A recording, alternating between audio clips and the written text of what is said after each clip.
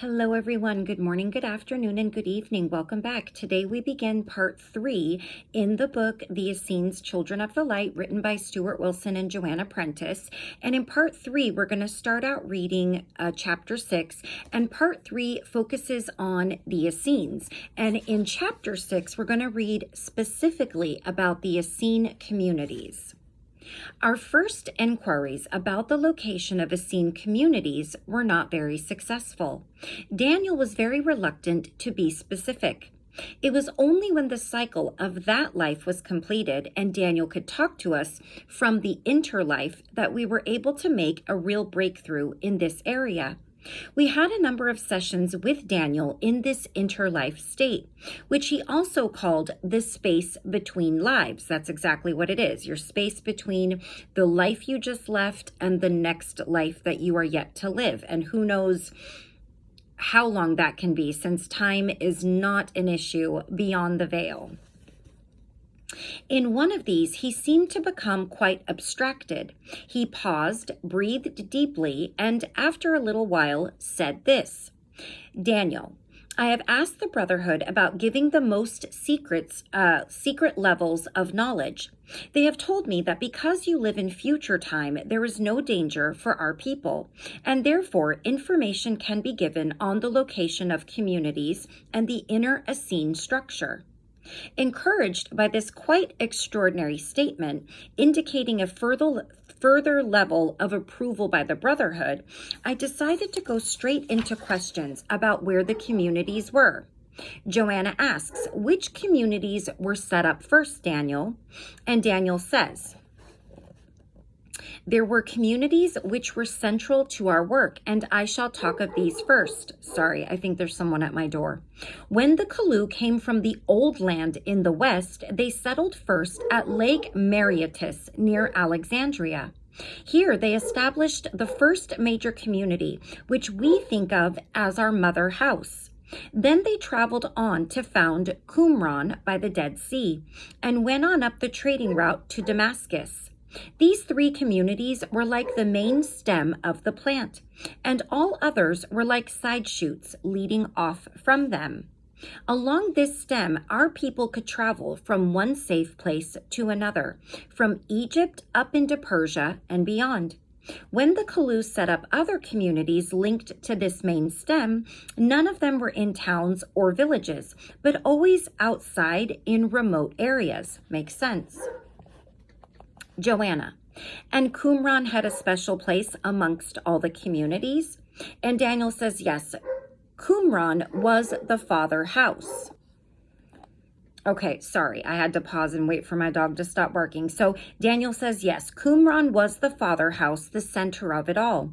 At Qumran, many very ancient scrolls were stored, and most of the precious machines also. Qumran was like father-son to us, shedding the light of knowledge upon us all. As it is in the heavens, so also upon the earth.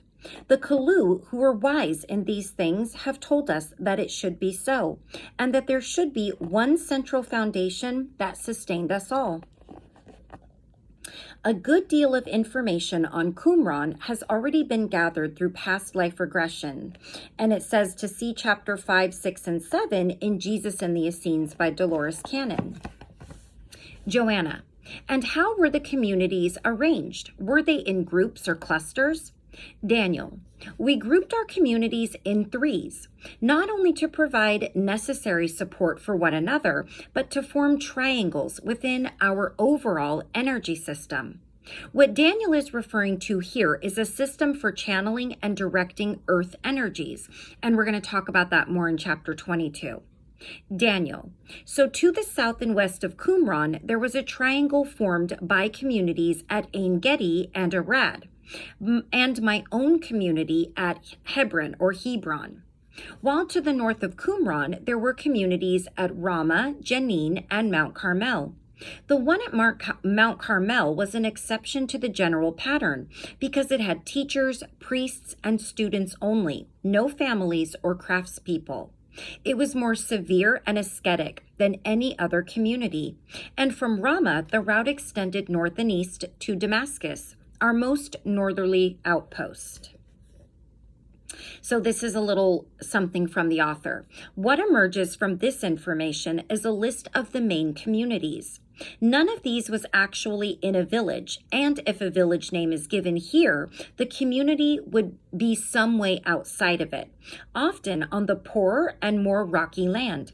The list is interesting, and there are some surprises. So the main STEM communities are Alexandria at Lake Mareotis. Number 2 is Qumran. Number 3 is Damascus. And then the southern group, we have En Gedi, which we did talk about in Power of the Magdalene, the place En Gedi.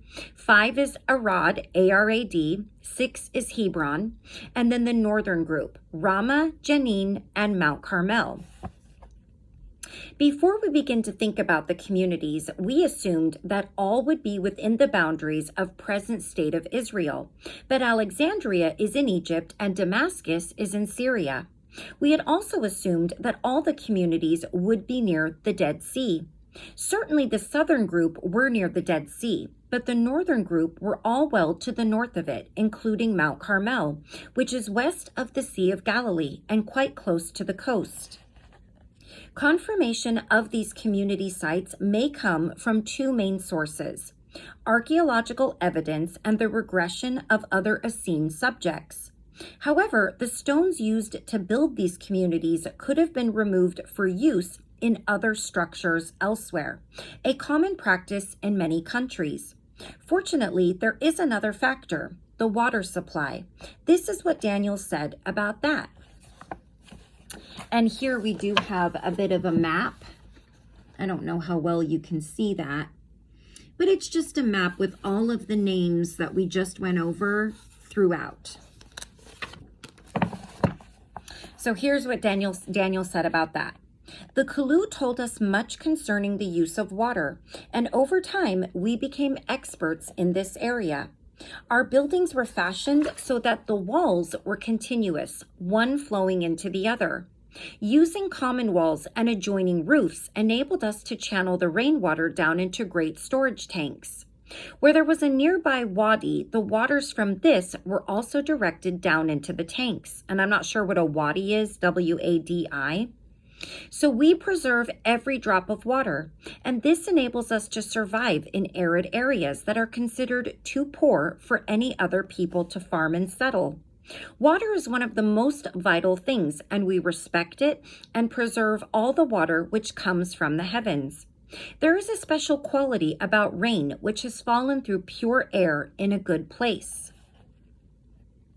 These are the essentials of life: pure air and pure water. Without these, how can we be at ease within our bodies? And as you know, at least in America, we have a lot of chemtrails that are put into our air. And of course, our water is more and more polluted. And putting up the AI data centers is doing a good job of that. We need that. You can only clean water so much, and there are just things you can't get out of it. Oh, here we go. A wadi is a rocky watercourse which is dry except during the rainy season. At Qumran, there is a water tunnel about 3 feet square, carved through solid rock, to direct seasonal water from the wadi into underground storage tanks. Even if all the stones from a site have been removed and the underground tanks filled in, the existence of water tunnels should still be able to provide useful clues to the location of these communities. In January 1995, some members of our group, including John Armitage, Roberta Schuin, and Judith Clow, went to Israel. During their time there, they were able to verify the exact location of the community site at En Gedi. At that time, this site had not been excavated, but that is not surprising. Israel is full of sites of archaeological interest which await excavation. A country so rich in antiquities will inevitably have a backlog of sites awaiting research. Judith Clow, a friend who is an astrologer and Reiki master, wrote an account of their trip at the time, and we give some extracts from it here. We departed for Israel at dawn on the 17th January 1995. Once we had arrived, we spent some days tuning in. We explored the desert, took in its beauty, the huge variety of rocks and plants, the incredible colors of the landscape. We drove up to the Dead Sea, all the time feeling increasingly our connections with this land. The whole area between the Dead Sea and the southernmost tip of Negev is crystalline and full of minerals, a perfect transmitter of energies. We visited old sites, named and unnamed. We found sites marked as prehistoric, many along the present-day borders with Egypt and Sinai, which we immediately felt familiar from Essene lifetimes. We also asked John Armitage for his comments on the trip, and this is what he said. I was in the Ein Gedi area a lot during the 1960s. I always felt drawn to that area, but never knew why at the time. I have done a lot of work on earth energies since that time. And when we got there in 1995, I found the site of the community by following the energies. There is a vortex of energy there which is quite powerful, and I just tuned into it. We found just a few stones visible at the top of the hill, behind the kibbutz building by the spring and waterfall. Many of the other buildings on the Ein Gedi site have been excavated and restored, but not the Essene part of it. That still remained untouched at the time of our visit. At Arad, it was more difficult to fix the site of the Essene community. The town has been built over the site and has obliterated all traces of the community. Some traces may still be down there under all the buildings, but it's difficult to say exactly where. Comment by Stuart. We are still at a very early stage as far as the excavation of Essene sites is concerned. We await future archaeological digs in this area with interest. But to return to the session, I was curious about the size of the Essene communities, and I asked Daniel about this. And Daniel says, Qumran was the biggest. I would think about 200 people, although it varied in size from time to time. The others were smaller than this. 70 would be a good-sized community. In addition to those I have spoken of, there was also a community at Mount Horeb in Sinai, but I hesitate to add it to the list. I visited it, but I was not comfortable with it. The intensity of the Father energy in this wilderness place gave it an almost zealot-like quality, and you might argue that it was a community which both Essenes and zealots could claim as their own. A number of the more extreme Essenes had zealot-like tendencies, and they made me feel uncomfortable. They saw themselves as warriors for God, ready to fight one last battle against the forces of darkness. But like the great majority of those in our communities, I saw the Essenes as bringers of peace. We oppose the sons of darkness by letting our light shine, capital L, not by taking up the sword. It is not the sword that conquers wickedness, but the truth shining in the hearts of the children of light. Comment by Stuart. Hippolytus, the 3rd century historian, describes two groups of Essenes, the traditional one and another of a more zealot-like nature, which he calls zealot Essenes. With the benefit of hindsight, it might appear that the Jewish groups at the time were quite separate and distinct. But for those living through this era, it might have seemed very different, with much more overlapping at the edges of each group. This is illustrated by the finding of Essene texts at Masada, showing that this was not exclusively a zealot stronghold. Joanna, did all the Essenes live in communities? Daniel says, no. As in all things Essene, there is an inner and an outer here. The inner form was the communities, while the outer was the Essene families living in many ways of the town. Sometimes 2 or 3 families would leave a town and move out to a more remote area and try to start a small community. Some of these communities prospered, but some did not, so the situation was always changing. Here Daniel underlines the fluid nature of the Essene community structure. As well as those key communities he lists, there may well have been others that only flourished for a certain time or for a short time and then were abandoned. Daniel, in the towns, our brothers still kept what they owned and did not share all property in common as those in the communities did. On the other hand, the town brothers were expected to dispense charity widely to both Essenes and non-Essenes. Many followed a single path in the communities, whereas in the towns, most of the Essenes were married. It was a more demanding and committed path in the communities, and in the towns, a less intense way. When anyone entered one of our communities, he gave all of his property to the brotherhood, so that eventually the order had in this way acquired dwellings all along the main trade route. Did I skip? The order had in this way acquired, let me make sure I'm not skipping a page. Right, okay. Dwellings all along the main trade route from Alexandria to Damascus. These acted as safe houses and resting places for the brothers as they traveled along this route. Our town brothers were advised to follow a more traditional path than that in the communities. For them, the emphasis was upon the Father alone, and they did not hold any scrolls or texts originating outside our land.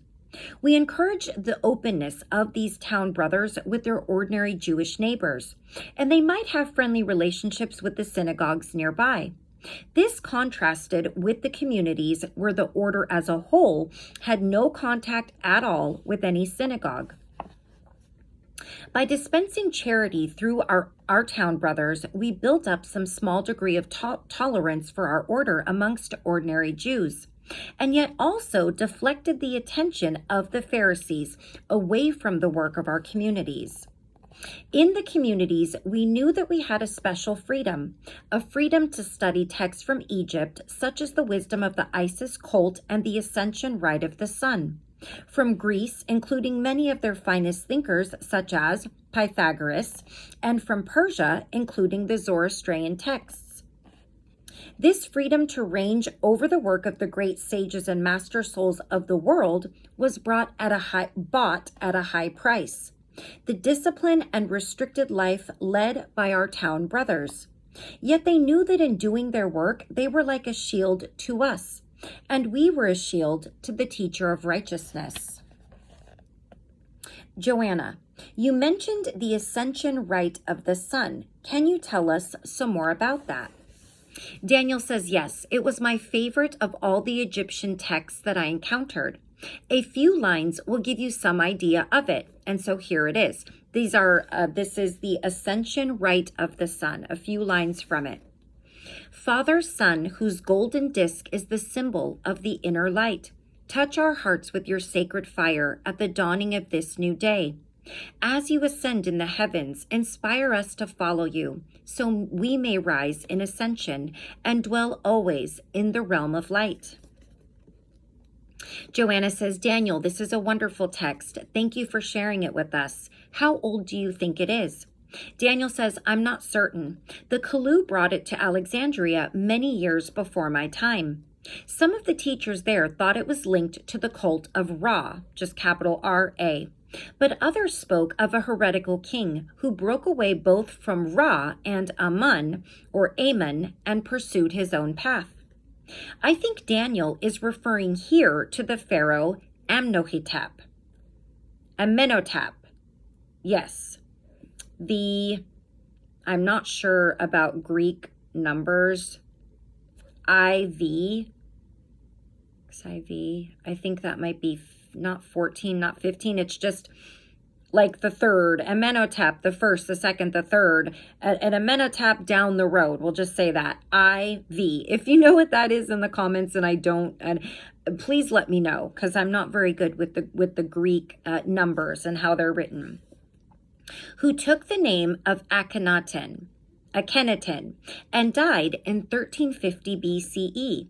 He set up the cult of the sun god Aten, or Atan, in opposition to the priesthood of Amon-Ra, and was certainly considered heretical by later pharaohs. But to return to the subject of communities, I wanted to find out how many Essenes there were at the high point of the movement, and I asked about this. And Daniel says, At the height of our movement, about 3,000 or 4,000 people lived and worked as Essenes. The balance of inner and outer, the communities and the town brothers, was a useful cloak and spread confusion in the minds of our enemies. We were open and yet secret, visible and yet invisible, known and yet unknown. We thought, and this is the author speaking, this was a perfect way of summarizing the position of the Essenes within the Jewish society of that time. The balance of the known and the unknown clearly served the Essenes well. And Joanna asks, were any crafts practiced in the communities? And Daniel says, all our communities except that at Mount Carmel had some craftspeople. Many of our crafts were linked to healing processes. Thus, we made oils and ointments, tinctures and incense, and mixtures of healing herbs. We made the pots and jars to hold these things. Many of the craftsmen were not so much absorbed in Essene ideas. They chose to focus at a more practical level, but their work made a major contribution to the life of the communities. And I think we are... Let me see what we have left here because we only have a few more pages. Okay, let's just go ahead and finish it up. This is an interesting statement by Daniel because it underlines the diversity of those who lived in Essene communities. Some of the literature on the internet puts forward a naive and simplistic view of Essene life, presenting the Essenes almost as pious medieval monks. Frankly, the broad and human diversity described by Sudi, the Essene whose story is told in Jesus in the Essenes by Dolores Cannon, and by Daniel sounds much more credible. I may just have to read that one next. It's like a constant puzzle, isn't it? Although we certainly don't need that book to understand what we're reading, but if you guys want me to read it, it was probably for me of this one, because I've read this one and the Essenes by Dolores Cannon. I really just read through that one so quickly. It was so fascinating. Not that this information isn't, but it certainly is. It's just been a while since I read this one. The one by Dolores Cannon, I read most recently, so it's still a little fresher in my mind, and it really stuck with me, as some books just tend to do with us. So Joanna says, what crafts were practiced at Qumran? And Daniel says, at Qumran, they made fragrant balsam because the conditions nearby were good for the trees which produced the resin for this. Some metalwork and much pottery was also made there. Joanna asked, is balsam a kind of perfume? And Daniel says, yes. It suited us that Qumran should be seen just as a place where people made perfume, and not as a community. It allayed suspicion by allowing us to be visible and yet invisible. It is hard to hide buildings from the prying eyes of strangers, but to deceive them as to the purpose of these buildings is much easier, so just hiding in plain sight. The soundness of the Essenes' strategy emerges clearly here, and this is the author talking. It would have been quite impractical to try to be totally invisible, given the number of people involved and the need to house and feed them. But this blend of the visible and the invisible was much shrewder. The conventional Jews must have thought they knew perfectly well what the Essenes were up to, but they were only seeing part of the picture. Confirmation of the making of perfumes at Qumran has come through the work of the Belgian archaeologist Dr. Pauline Doncille Vout. She identified the resin in a small pottery jug found in a cave near Qumran as opobalsam, a fragrant balm similar to myrrh. And if you want to look it up, it's Opobalsam. Her researches on the Qumran site, reported in the BBC Horizon documentary Resurrecting the Dead Sea Scrolls, I need to find that and watch it, confirm that perfume was made there. Dead Sea Scrolls is a general term used to denote scrolls or fragments of scrolls, discovered mainly between 1947 and 1960 at 7 sites on the northwestern and western shores of the Dead Sea. These sites consisted of 11 caves near Qumran, 2 caves in Wadi Murabat, and caves at Nehal Hevar, Nehal Mishmar, and Nehal Selim. Scroll discoveries were also made at Khirbet Murd and Masada. It has become customary, however, to use the term Dead Sea Scrolls in a narrower sense to mean only the Qumran material, which contained about 800 original documents present in whole or in part. The documents were written on skin or papyrus, with one embossed on copper. They are mainly in Hebrew, with some in Aramaic and a few in Greek. They span all the books of the Old Testament except Esther, as well as many texts not previously known. The general scholarly opinion dates the Qumran scrolls to between 200 BCE and 70 CE, with a few texts from the 3rd century BCE. As very little manuscript material in Hebrew or Aramaic has survived from this period, the Dead Sea Scrolls represent a discovery of unique importance. But to return to our session with Daniel, I like that they add that information in between the back and forth, the dialogue. Joanna, so the craftwork acted as a cover, a cloak for the communities? Daniel says yes, but it was also a useful way of making money. And Joanna says, but if you lived in a self-sufficient way and brothers joining the order donated all their property, why would you need more money? And Daniel says, because the search for ancient scrolls was very expensive. The process of traveling to remote places to find the scrolls was costly, and the scrolls themselves were often expensive to purchase. We were not the only people interested in ancient scrolls. Many wealthy landowners and merchants collected scrolls as they collected other antiquities, and we had to vie with them if we wished to acquire the best scrolls. Over the years, we built up a web of contacts who kept a watch for any scrolls which might be of interest to us, and these contacts also needed paying from time to time. We were now starting to get a picture of how the different parts of the Brotherhood related to one another and wanted to explore how similar the communities were. So Joanna asks, were all the communities very similar apart from Qumran? And Daniel says, no, they all had their different character. Some were more practical and some were more scholarly or more priestly, more intense. And the people differed quite a lot. Many of the priests would be drawn to the more intense communities, where the fire of idealism burned strongly.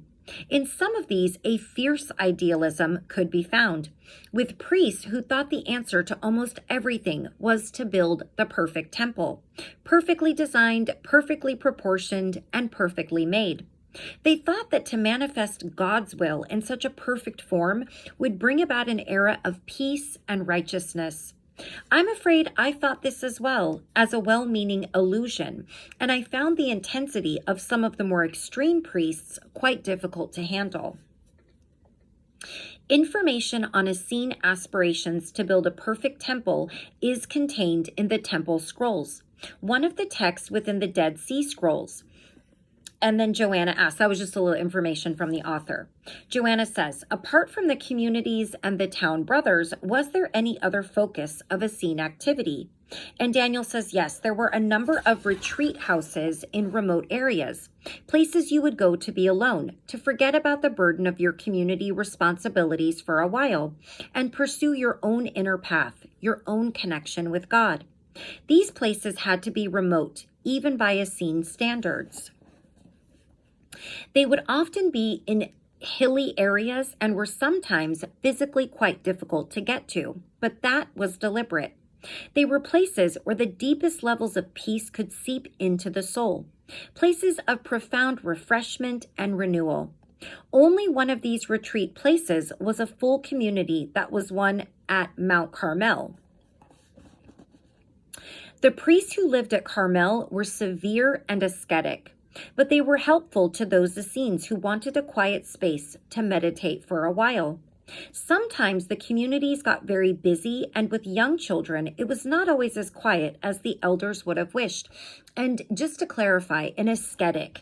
So, in a lot of movies or remakes of biblical scripture, and just in general, if you've ever read about people that lived a long, long time ago that were very religious, a form of asceticism is the people that would whip themselves on the back as a form of atonement or to show their love for God. That's part of an asceticism. So it could be that you had some very, very ascetic members of certain communities that, quite frankly, I think went very against what many of them believed, which was nonviolence, not creating peace with violence, even towards yourself. The Mount Carmel community is described in some detail in The Way of the Essenes, Christ's Hidden Life Remembered, and that's a different book written by someone else. And Joanna says, and each of the communities had many different functions. And Daniel says, yes, that's true. Qumran, Alexandria, and Damascus were like places of higher learning, of scholarly research, but they were also schools for the young ones. Most of the other communities also acted as schools. But in addition to this, they were farms growing various crops, workshops with busy craftsmen, temples with dedicated priests, and places for people to build a family life with children. So if a place is a school, a farm, a workshop, a temple, and a family home, it attracts many different types of people with different interests and skills. So you would get a wide range of people, and sometimes the intense and mystical priests, the practical families, the busy craftsmen, and the scholarly teachers had only the Essene way holding them together. They were all such different people doing such different work. The remarkable range and diversity within Essene communities comes across clearly here, presenting a very different picture from the simplistic notion that the Essenes were like a closed order of medieval monks. If the Essenes were this diverse, no wonder many people became so confused about them. And Daniel says, this was not understood in my day. When I overheard conventional Jews in the towns talk about the Essenes, they usually talked from positions of complete ignorance. They assumed that we were all intense and ascetic priests, but I can understand how that came about. There were a number of Essene sayings circulating among the people, fragments of some scroll or other which had found its way out into the world. These fragments certainly gave that impression. And Joanna says, it is an impression which continued for a long time, even into our day. And do you wish to correct that view, she asks? And Daniel says, of course. It is always good to speak truth and tell of things as they are, not as they seem to be to the ignorant. A popular lie may continue for centuries, and only the truth can lay it to rest. In truth, we are a most diverse people, and that should be recognized. There were many different illusions about the Essenes in my lifetime, and our need for secrecy was partly responsible for that. I fear that if the truth is not told, the illusions will persist for a long time. That is why I have tried to speak the truth in this contact, for the sword of truth will bring light into the darkness of the world. It is time for the light, capital L, to prevail, and for many lies to be laid to rest. We found this passage very moving. Daniel seemed to be reaching out across the barriers of time to us. It gave us the strong feeling that the Essenes as a whole wished to set the record straight, to be able to speak to the world in a way that was simply impossible at the time of Jesus. At that time, secrecy and the safety of Jesus, their teacher of righteousness, were paramount. But now we live in a different age, and it seems that it is time for the truth about Jesus and his Essene friends and supporters to come out. All right. So that completes chapter 6. And then in chapter 7, we're going to be reading Life in the Essene Community. And I do think that one is a shorter chapter, and we may read chapter 8 where we're going to talk about the children who lived in these communities as well. So as I said, we started, what part did we start today? For some reason, I'm having trouble giving you guys the correct spot that we're in here. So chapter 6, and we started part 3 in this video, talking solely about all things Essene, because we're going to go into so many different directions later in the book, so far past just talking about the Essenes. As we did in Power of the Magdalene, we learned so much. If you followed me in that one, much, much more than just about Mary Magdalene. Although I would have loved to read more just about her, and I'm sure there's many, many books out there that I can look into for that. All right, thank you all so very much for joining me. As always, I love you all very much, and until I see you again, take care of you and take care of those around you. And I think I'll be posting this on Wednesday, but have a happy Thanksgiving if you are celebrating on Thursday. Take care until next time. Bye-bye.